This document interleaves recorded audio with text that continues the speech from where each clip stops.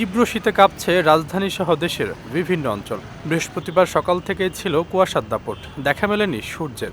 শীতের তীব্রতা বাড়ায় ভোগান্তি বেড়েছে সাধারণ মানুষের।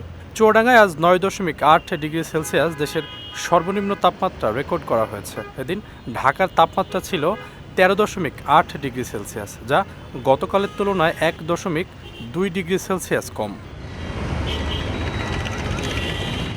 দিনের বেলায় সূর্যের উত্তাপ না থাকায় হিমেল বাতাসে কনকনে ঠান্ডায় বিপাকে পড়েছে ছিন্নমূল দিনমজুর সহ শ্রমজীবী মানুষেরা। এ সময় শীত নিবারণের জন্য বিভিন্ন পন্থা অবলম্বন করতে দেখা যায় তাদের। আজকাল শীত তো বেশি, এই কয়দিন তো শীত কম আসলে, আজকে খাওয়া দাওয়া তেমন সুবিধা না, সারে ঠান্ডা কর্মে যেতে পারি না। সমস্যা ঠান্ডা না ভাইয়া, ঠান্ডা কোনো ভাই হাত টাত ভাই ব্রেক ট্রেক ধরতে একটু সমস্যা হয়। তারপরে রাস্তাঘাটে অনেক চলাচল করতে সমস্যা হচ্ছে।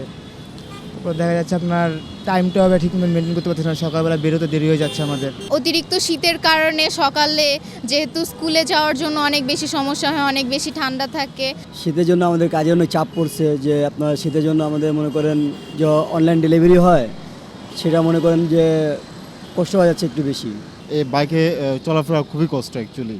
হ্যাঁ, কুয়াশার জন্য খুব সাবধানে চালাতে হয়, তারপরে রাস্তা ভিজা থাকে, ওভারঅল মানে খুব সতর্কভাবে চলতে হয়। আবহাওয়া অফিস বলছে, বৃহস্পতিবারের মতোই শুক্রবারেও শীতের এই প্রকোপ অব্যাহত থাকবে। এরপর ধীরে ধীরে তাপমাত্রা বৃদ্ধির সম্ভাবনা রয়েছে।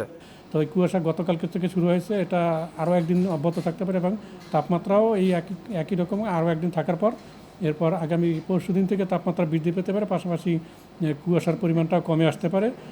এছাড়া আগামী সপ্তাহের শেষের দিকে বৃষ্টিপাতের সম্ভাবনা রয়েছে বলেও জানান আবহাওয়াবিদ মোহাম্মদ ওমর ফারুক।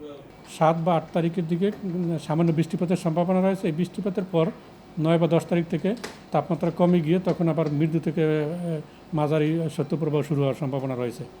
এদিকে শীতের সঙ্গে কুয়াশার মাত্রা বেড়ে যাওয়ায় সড়কে চলাফেরায় বাড়তি সতর্কতা অবলম্বনের আহ্বান জানান আবহাওয়া অধিদপ্তর। আশরাফুল ইসলাম, বিজয় টিভি, ঢাকা।